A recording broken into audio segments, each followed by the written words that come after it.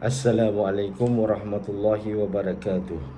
Alhamdulillahirabbil alamin wa bihi nasta'in umurud dunya waddin.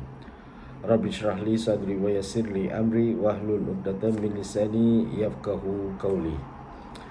Alhamdulillah, syukur kita kehadrat Ilahi yang mana kita dapat bersua sekali lagi pada bulan yang berbahagia ini. Pada bulan Ramadan yang mulia ini, ingin saya mengajak para hadirin hadirat sama-sama kita dengarkan tazkirah subuh yang ringkas yang akan saya sampaikan, iaitu himpunan tazkirah dan kisah teladan yang bertajuk Muwafaq Raih Haji Mabrur Tanpa Berhaji. Saat itu seorang tabi'in bernama Abdullah bin Mubarak sedang pergi haji. Dia tak sengaja tertidur di Masjidil Haram. Dalam tidurnya ia bermimpi mendengar dua malaikat yang sedang bercakap-cakap. Berapa ramaikah umat Islam yang berhaji di tahun ini? Tanya sang malaikat kepada malaikat yang satunya. 600,000 orang, tapi tidak ada satu pun yang diterima. Hanya ada satu orang tukang kasut ataupun tukang sepatu yang bernama Muwafaq dari Damsyik yang tak boleh berangkat haji, tapi malah diterima. Kerana sang tukang kasut itu, semua yang haji pada tahun ini diterima oleh Allah Subhanahu Wa Taala. Ujar sang malaikat satunya. Dengan segera Abdullah bangun dari tidurnya. Ia tak percaya dengan apa yang didengar dalam mimpinya tersebut.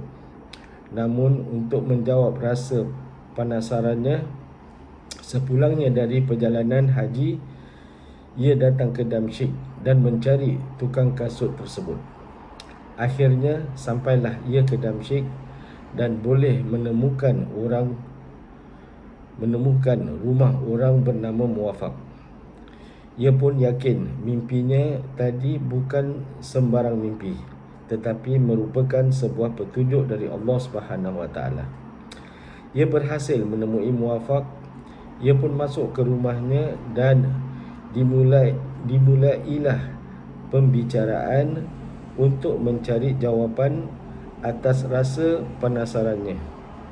Mengapa seseorang yang tidak berangkat haji tetapi dihitung amal ibadahnya telah naik haji?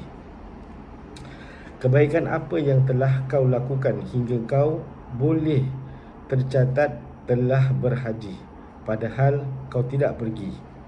Tanya. Tukang sepatu pun menjawab. Ia bercerita, sebenarnya ia sudah berniat untuk pergi haji.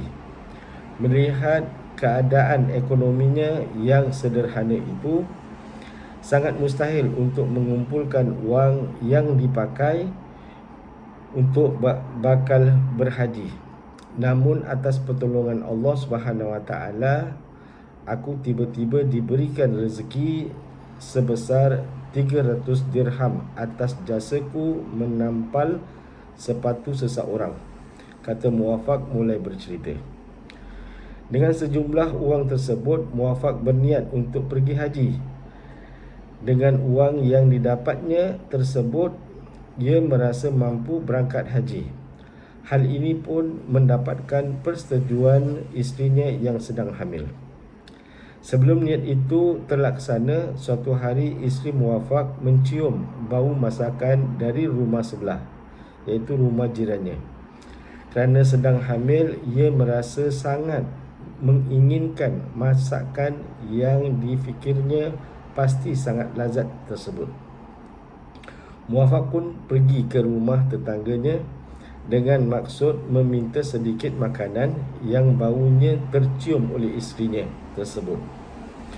Kerana alasan isterinya sedang hamil, Muwafaq pun yakin tetangganya pasti akan berbaik hati membahagikan makanan tersebut. Ia pun mendatangi sumber aroma masakan itu dan ternyata berasal dari rumah yang berhampiran, iaitu rumah yang agak runtuh. Rumah itu dihuni oleh seorang janda dan 6 orang anaknya. Muwafaq pun mengutarakan maksudnya bahawa isterinya sedang mengidam sesuatu dan meminta masakan apa pun yang aromanya tercium olehnya. Tetapi dugaannya tadi salah. Pemilik rumah menolak untuk memberikan makanan tersebut, sekalipun ditebus dengan wang. Permintaan tersebut tetap ditolak. Daging ini halal untuk kami dan haram untuk tuan, katanya kepada Muwafaq. Mengapa? Tanya Muwafaq lagi. Kerana daging ini adalah bangkai keledai. Bagi kami daging ini adalah halal.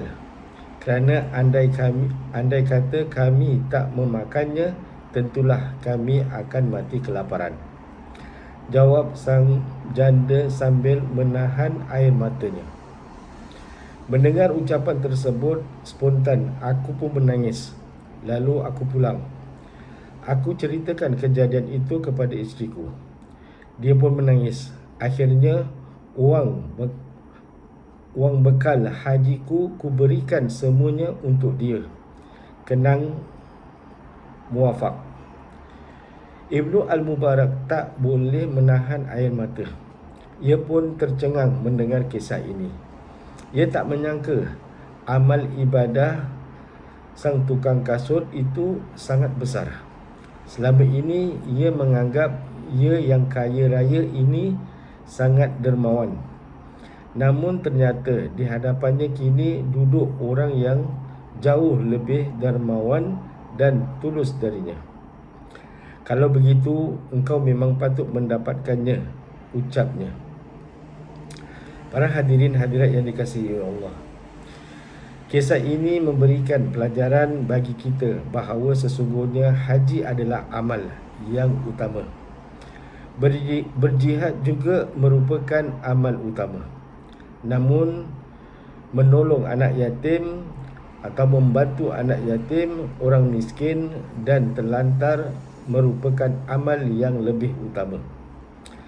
Kerana beribadah haji hanya untuk kepentingan peribadi, sedangkan menolong anak yatim dan memberi makan fakir miskin menjadi ibadah yang manfaatnya lebih besar. Dari sebuah hadis dari Jabir ibn Abdullah melaporkan Rasulullah SAW berpesan, setiap kebaikan adalah sedekah. Hadis ini diriwayatkan oleh Bukhari dan Muslim. Maksud hadis ini, setiap kebaikan dikira sedekah dan mendapat pahala.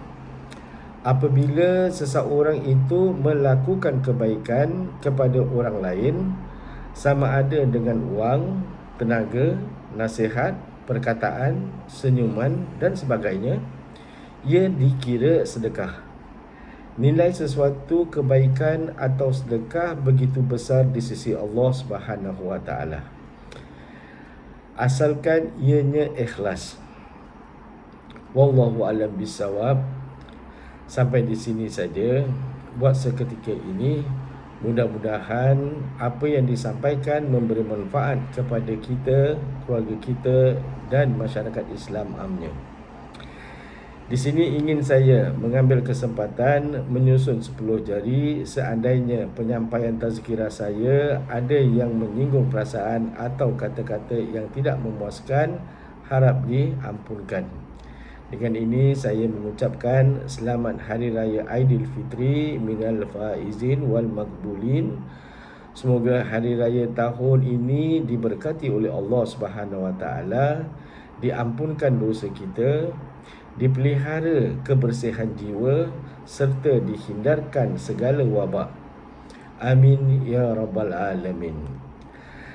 Dengan ini saya akhiri aqulu qauli hadza wa astaghfirullah li wa lakum. Wassalamualaikum warahmatullahi wabarakatuh.